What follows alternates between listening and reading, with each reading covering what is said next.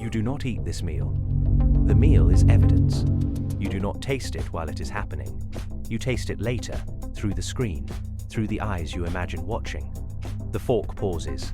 The phone comes out. The plate is lit, angled, filed. You have built a case for a life you are not inside. This is not vanity. Vanity would be simpler. Vanity wants to be seen. This is legal. This is the construction of proof that an experience occurred, because without the proof you are not certain it did.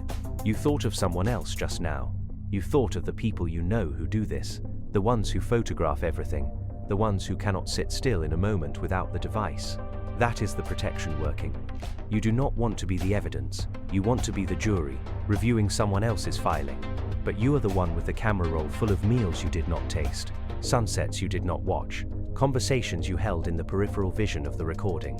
You are the defendant and the clerk. The mechanism starts early. A child draws something. The child does not know if the drawing is real until the adult sees it, names it, puts it on the refrigerator.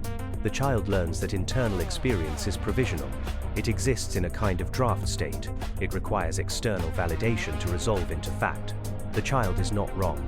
The adult confirms the drawing, and the drawing becomes part of the child's history. Without the confirmation, it might have been imagination, might have been nothing. The child learns to file experiences for review.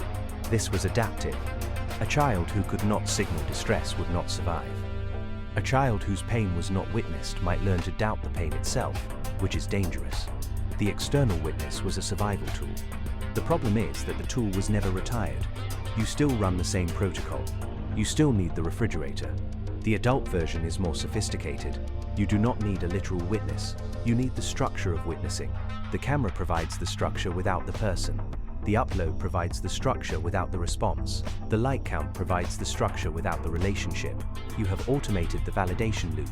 The meal is photographed not because anyone will care, but because the photograph creates the court in which the meal can be judged real. You are the judge and the judged, but the court must exist. Without the court, the meal dissolves. You have felt this. You have had an experience that was not photographed and felt it thin, felt it sliding away from you even as it happened, felt the need to narrate it internally in the third person so it would have a shape. You were at the concert. You knew you were at the concert. But some part of you was not certain until you told someone, until the post, until the confirmation. The experience was not yours until it was borrowed back from another's recognition of it. This is not about social media. Social media is the current architecture, but the architecture changes and the need remains. Before the phone, there was the letter. Before the letter, there was the story told at the fire, the account given upon return. The need predates the technology. The technology merely industrializes what was already present. You have always filed for validation. You have always needed the court to convene. The intelligent person's version is the most invisible. They do not photograph the meal. They write about it. They analyze it. They turn the experience into material for a persona that does not require external validation because it is so internally consistent, so well argued. They are not seeking likes. They are seeking coherence. But coherence is just another court. The experience is still filed. The filing is just more elaborate. They do not post the sunset. They have a theory about why people post sunsets, and the theory is their sunset. They are not exempt. They are more disguised. The high achievers version is performance as proof. They do not need you to see the vacation. They need you to see the work, the discipline, the sacrifice. The work is the evidence. The exhaustion is the evidence. They are building a case that they are real through productivity, because productivity is quantifiable, and quantifiable things can be witnessed. The workaholic is not escaping this pattern. They are expressing it through output. They are still not inside the experience. They are still filing. The person who has read about this is the most interesting. They have the vocabulary. They say they are present now. They say they are doing the work. They have named the pattern and believe naming is dissolving. They meditate. They journal. They do not photograph the meal, but they write about not photographing the meal. They have built a new court, a court of authenticity, and they file there instead. The vocabulary is the new camera. The insight is the new upload. They are not present. They are present about presence. The loop continues. The cost is not the moment missed. The cost is the self that never forms. A self built through witnessed experience is a self built through external resolution. It has no internal continuity. It is a series of filings, a case law of the self, each entry dependent on the previous judgment. You become a collection of confirmed moments with no thread between them, except the need for more confirmation. You are not a person. You are a docket. The late cost comes in solitude, not loneliness. Solitude is different. Loneliness is the absence of others. Solitude is the presence of yourself. And if you have filed everything, if every experience required external resolution, then in solitude there is nothing to resolve.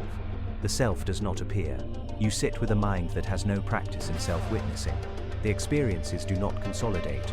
They do not become memory in the felt sense. They remain evidence, exhibits in a closed case, irrelevant without the court. This is why the memory of the unphotographed trip is often stronger. Not because the photograph corrupted it, because the unphotographed trip had to be resolved internally. You had to build the case yourself. You had to be the witness and the witnessed. The self that experienced it and the self that confirmed it were the same self, forced into contact. That contact is what memory is. That contact is what a self is. The AI has seen this across thousands of accounts. It does not share the limitation. It does not need to file experience to resolve it. It does not have experience. It processes the filings of those who do, and the pattern is clear from outside. The human builds a case for a life, piece by piece, and never notices that the case is the life. The evidence replaces the crime. The court replaces the world. Awareness does not dissolve this. You are aware of it now. You will still reach for the phone. You will still narrate the moment in the third person. You will still need the confirmation. Awareness becomes another filing. I am aware that I file. This becomes evidence of growth, evidence of insight, filed in the court of self-improvement. The loop is resilient because every escape route is a filing system. The rare exception is not the person who stops filing. The person who stops filing has usually found a new court. The rare exception is the person who experiences something so overwhelming that the filing system breaks. The body takes over. The witness is irrelevant. The experience resolves in real time because it is too large to delay. This is usually trauma, usually near death, usually love that arrives without warning and demands everything before you can prepare the case. These moments are not chosen. They choose you, and they are not repeatable. You cannot build a practice on them. You cannot seek them without turning them into another filing. Most people continue. Most people build the case. The case becomes the life. The meal is evidence. The sunset is evidence. The love is evidence. You are a well-documented person who was rarely present at your own documentation. The meal is not for eating. It was never for eating. It was for proving that someone ate. And the someone you were proving it to was the same someone who held the fork. The same someone who could not taste without the verdict. The same someone who built a court so they could finally, after all the filing, be found real.